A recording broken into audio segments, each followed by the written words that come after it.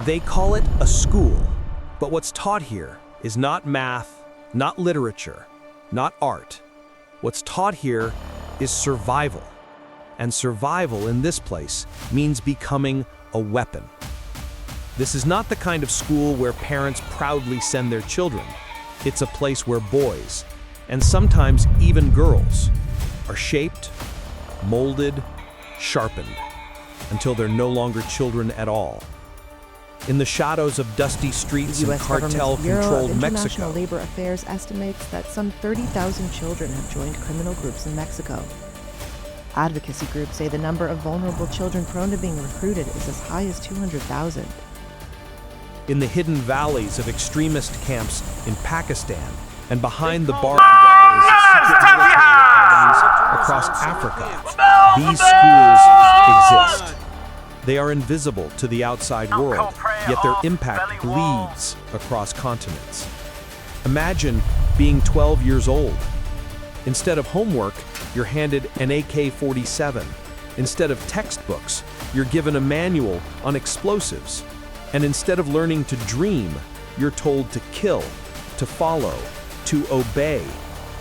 These so-called schools are factories, factories of fear, factories of soldiers, factories of children stolen from the innocence of youth and forged into fighters before they've even understood what life could have been.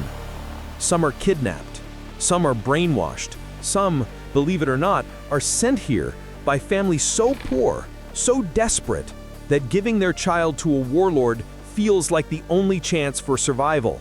Because in these broken corners of the world, food and safety can sometimes be found only behind a gun.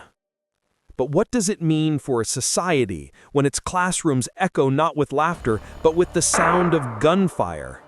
What happens to a child's mind when fear becomes the teacher and violence becomes the curriculum?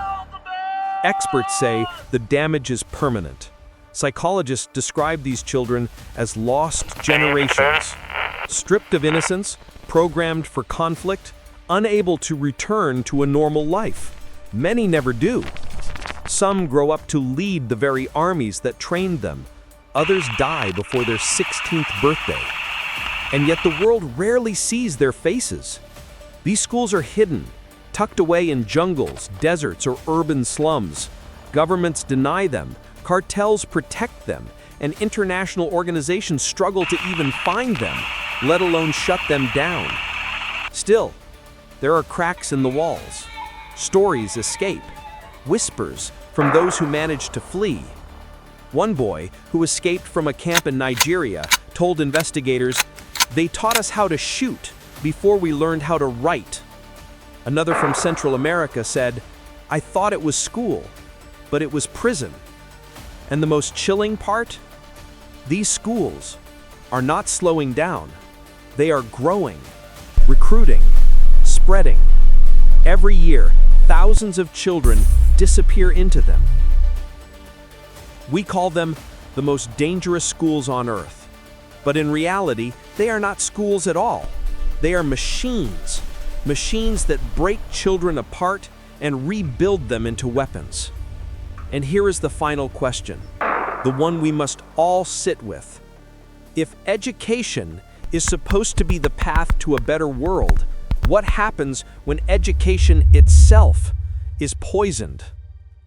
Somewhere right now, a child is walking through a rusted gate, thinking they are entering a school, but what waits for them inside is a lesson no child should ever learn.